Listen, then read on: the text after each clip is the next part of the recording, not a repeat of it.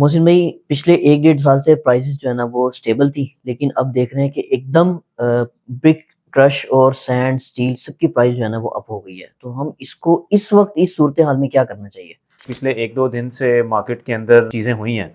ख़ास तौर पे आप लोगों को पता ही होगा कि हमारे ट्रांसपोर्टर हजरात जो उनसे हैं, उन्होंने एक दफ़ा फिर जो लोड मैनेजमेंट का इशू चल रहा था गवर्नमेंट की तरफ से, उसके ऊपर फिर उन्होंने हड़ताल की कॉल दी थी और आज से हड़ताल शुरू हो चुकी है। आज मंडे 8 दिसंबर 2025 को हड़ताल हो चुकी है और हड़ताल से पहले ही सीमेंट का रेट जो सा है वो अनफॉर्चुनेटली एक बहुत बड़ा जंप देखा उसने।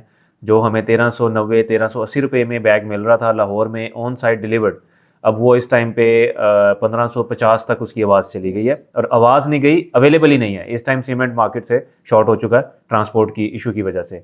Same goes for the aggregate crush. Crush जो सा है वो हमारा उसमें बड़ा हैवी जंप आया है। 145 रुपये से एकदम जंप करके 185, 190, 200 कोई रेट नहीं है। मिनिमम 185 के ऊपर आपको पर CFT इस टाइम पे अच्छा क्रश जो सा है सरगोदा प्लांट का वो मिल रहा है ऑर्डर के ऊपर, बुकिंग के ऊपर। अगर आप बुक करवा देंगे, आपकी किस्मत अच्छी हुई तो आपको मिल जाएगा, वरना आपको क्रश भी नहीं मिल रही इस टाइम। तो ये दो चीज़ें हैं। लेकिन आपको पता है कि आज से 2 हफ्ते पहले अनफॉर्चुनेटली एकदम ब्रिक्स की प्राइस भी चेंज हो गई थी और ब्रिक्स जो हमें 18-19 रुपये पर ब्रिक में मिल रही थी वो अब 25 रुपये में भी नहीं मिल रही और क्वालिटी भी वो नहीं है। हमें उम्मीद थी कि ब्रिक की प्राइस जो सी है वो मौसम हर साल इस मौसम में ऊपर जाती थी, शायद वो नीचे आ जाएगी। लेकिन अब हमें ये फील हो रहा है, हम इस मार्केट में 15-16-17 साल से काम कर रहे हैं, मेरा ये ख्याल है कि ब्रिक का रेट जहाँ पे चला गया है यहाँ से नीचे नहीं आएगा, ये फर्दर ऊपर ही जाएगा। और जो सीमेंट का और क्रश का भी जो रेट हो चुका हुआ है, ये भी अब वापसी मुश्किल है। ये इसी रेट के ऊपर आके कहीं पे अगर गवर्नमेंट की और ट्रांसपोर्टर्स की कोई बात बन भी जाती है तो रेट नीचे आने का चांस बहुत कम है। बाकी आपका बचा पीछे सैंड और स्टील, तो अभी वो देखते हैं। अभी ये डेवलपिंग प्रोग्रेस में है, सारा कुछ हो रहा है।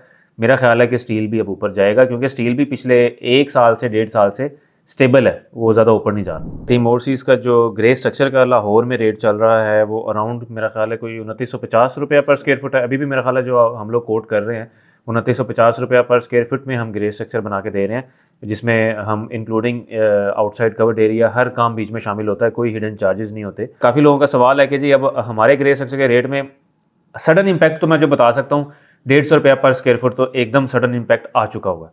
जो हम रेट 2950 दे रहे थे, अब मेरा ख्याल है कि ये तकरीबन 3100 रुपया तो मिनिमम हमारा रेट हो जाएगा ग्रे स्ट्रक्चर का। सर, जब जाहिर है कैरेज बढ़ेगा तो हर चीज की प्राइस ऊपर जाएगी। और फिर वो स्टेबल रहेगी। देखें, जो ट्रांसपोर्ट वाला इशू है हमारे मुल्क में, इसकी जो ट्रांसपोर्ट की जब भी कैरेज वाला रेट्स वाला ऊपर नीचे जाते हैं तो ये डायरेक्टली प्रोपोर्शनल होता है हमारी प्राइसेस के साथ।